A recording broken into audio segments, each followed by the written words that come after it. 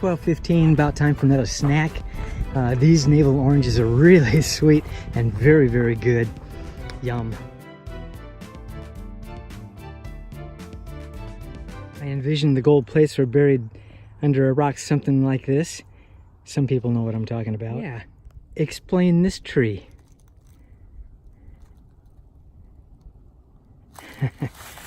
That is interesting.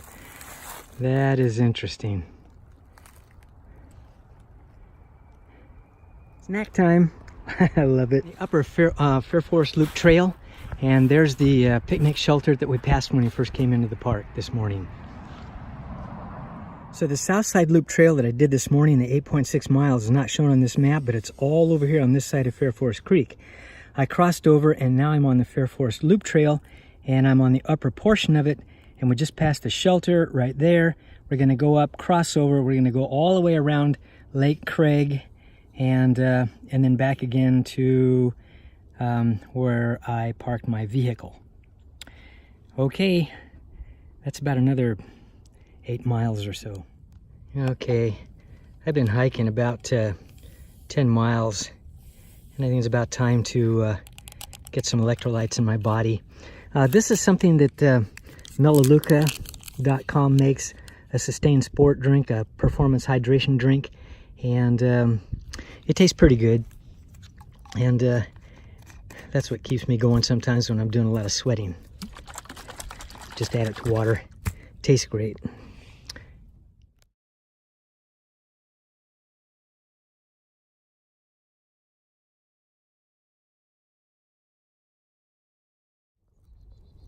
If you get the light just right, this piece of quartz looks like it has gold in it, but it's not gold. It's mica. But boy, it sure looks interesting. I know something about that gold stuff. I have panned thousands of pans of material in my gold prospecting days.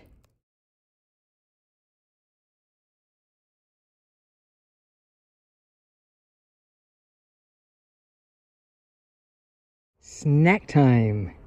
This is Kelsey Creek, and not far from here, during the American Revolutionary War, in defending some of the munitions that they had stored in a house of one of the local people, the loyalists were coming to take that away from them, and they fought a skirmish from that house and drove them away, and were able to safeguard those materials that were being transported by other people to a safer location. But this has a lot of history, this area does, and it was called the Battle of Kelsey Creek. Hey, can you imagine what would have happened if the king and all his soldiers had been successful in taking away all the guns and arms and munitions from the American people? My goodness, and look what they're trying to do to us today.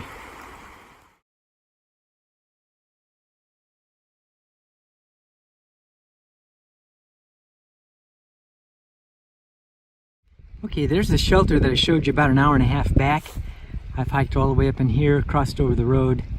I'm gonna come back down and I'm gonna travel on a path that's not indicated here all along the Lake Craig, go up over this finger, come back down around, go around the dam, and come back to the area where I parked my vehicle over here. Okay, that's going around Lake Craig in and of itself is about about a 9 to 10 mile trip. And add that onto what I've done today, and that's a pretty good hike. This is an ironwood tree. Notice how it's kind of invaginated, and here's another one right here. It's got smooth bark and it's kind of invaginated, and they go up and they will make limbs sometimes that you can't do it here in the state park, but you could take those limbs and make trekking poles out of them. I've made trekking poles that are top over my head, and they clear out the spider webs when I'm hiking along the trails. I much prefer these trekking poles here. I use those to support my tent when I set my tent up, but nice to know, you know, when you're out traveling around and you might need to have some of the materials or supplies. I see a nice pole going up there, a trekking pole. Wouldn't want to harvest it here in the park, but that's what you need to know. Makes absolutely excellent tinder. Oh my goodness, it'll take a spark really well. And I've taken flint and created sparks off a material like this and use that then to start a fire. But this is great material for that. Just, you know, crush it up really good, get it, you know, real fine, get a spark into it, and it works really well as tinder. Nice potential trekking poles on that ironwood tree. Just came up this path along Kelsey Creek. I'm going to cross over. Oh, I see we have a biker here. And then I'm going to go to the other side and hike along the lake right there. How's it going? How you doing? I'm doing good. These will dry up this summer. Look at that water. It almost looks turquoise. Snack time. I made these yesterday. They're made out of oatmeal and oats and let's see, dates, almond milk, raisins, coconut, chocolate chips. They taste pretty good. I don't eat them very often, but they're great on hikes. They're a long way away. Normally they scatter and get gone until they're totally out of sight. There's Lake Craig Dam way over there. It's about an hour away for me, and then it's about another 10 minutes to my truck. Trail goes there. Not me. I'm gonna cross up there. Yeah, gotta go down there. That is steeper than it looks.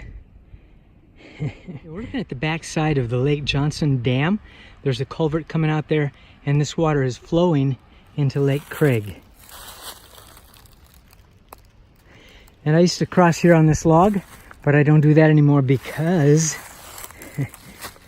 yeah, the bark is starting to slough off and I don't want to get on top of that and then drop down into the water. Okay, backside of Lake Johnson, this is the overflow coming out into Lake Craig. Okay, Lake Johnson, just above Lake Craig. After 3 weeks of rain, this is where the water began spilling over the dam here at Lake Johnson.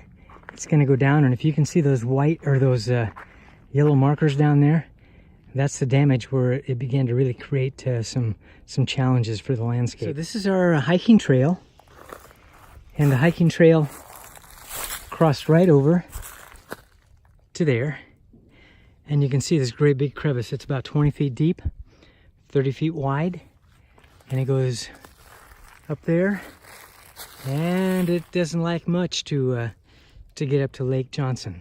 So that's what the engineers are working on. This is the gully that the water has created. Lots of devastation. Goes all the way down there, and you can see a beach, a red beach over there being created by the sand and overflow here. But got to do something about that. 45 minutes until I'm at the truck. And of course it's snack time. Oh, these taste pretty good when you're thirsty and hungry. This was recommended by Bigfoot. And he recommends putting it on the areas that of concern where you have chafing. And I put it on this morning. I've hiked about between 18 and 20 miles when I get done here. It's a pretty warm day now, and this comes in pretty handy. I just thought I'd share that. So for this entire hike, I've really been working over my my cell phone, the what is it, 10R, and it still has 54% power. That's amazing. And I've done video after video and pictures and all kinds of things, and it's just amazing that this battery has lasted this long and this well, and still seem to have power to, you know, keep on going with the videos, etc. And so pretty pleased with the outcome of having bought something that I was absolutely not going to buy. But anyway, it's working pretty well. By the way, you know, with all the videos that I have on my phone, I also have the app iMovie. And I do all my editing on that, and when I get to an internet source, and then I can just upload it off my phone to YouTube, and it's working out pretty well. So that's how I do this. I'm learning, and my videos are probably pretty boring, but this is a learning process, and I think we all go through that if we want to do a video while we're hiking. The bass I've caught was right there in my Hobie kayak, and it was a lot of fun. I let him go. Not sure how big he was, probably about a 3 to 4 pounder. That's not very big, but anyway, it was a lot of fun. There's the dam over there. My truck is way over there. Heading home Be back to my truck in about 20 minutes. The causeway at Lake Craig, and way off in the distance, you can't see them, horses going up the hill. 4 horseback riders. Okay, my truck is parked right over there near the boathouse off to the left. When I'm in my Hobie kayak, this area right in here is where I seem to catch bass just about every time I come here. Okay, there's some horseback riders. 1, 2, 3, 4, 5. Looks like about 5. 2, 3, 4, 5. Yep. This is a great place to ride the horses. The trails are just phenomenal for horseback riding. Wish I had a horse. Foster Cemetery. These graves go back 1700, 1800s, and right down this road is where the horse barn is. So this is the horse barn, and this is where they keep the horses. I think they charge $12 a day to keep them up here. Not sure. Not sure. Okay. Yeah, 12 or 15 a night. I can't remember. Yeah. Oh, anyway, everybody's having a good time. Don't you wish you had a horse? I've noticed on the trail that Hey, there's the man and the horse that want to walk past before he starts talking. I think it was a walking stick. Hey, I think he looks, he's wet. He's wet. hey there. So when you're on the trail and horses go by, you got to stop because they're very skittish around hikers for some reason, and you got to let them go by. They have the right of way in the park. Grass spots you gotta worry about, right? Primitive. I was showing you this morning, and some people are up there camping in Primitive, and there's no water, no facilities. That's why they call it Primitive. But there are 6 campsites here, and number 6 right there I think is the best one, especially if you want something flat. Okay, there's something flat up there. But the scouts come here all the time and have a good time, camp out, have camporees. The set up so great for horses. You know, the barrels in the sand, and the arena over there, and bleachers, and facilities, and of course back up this way, all the way up past Primitive, is where the barn is. Okay, so there are the barrels. There's the arena, and I'm going to disappear into the woods on this trail right here, where no horses and no bikes are allowed. And just about 3 minutes from now. Okay, so that was 8 hours and 40 minutes. And approximately 20 miles, and my body and my iPhone 10 have held up amazingly well. And so anyway, this was quite an experiment with my iPhone, and I'm very pleased with how it's functioning and performing. Anyway, great still day. Here, and the lake still here, the fish still here. This is Friday night, Friday evening. A lot of people come on the weekends. And I need to show you the boathouse. All these boats ready to rent. A slew of different colored kayaks ready to go. That looks nice here. Of course, all these nice little signs telling you about the fish in the lake. It's in the lake. So you can walk all the way out here to the pier, the end of the pier. I see a boat over there. I see a boat over there.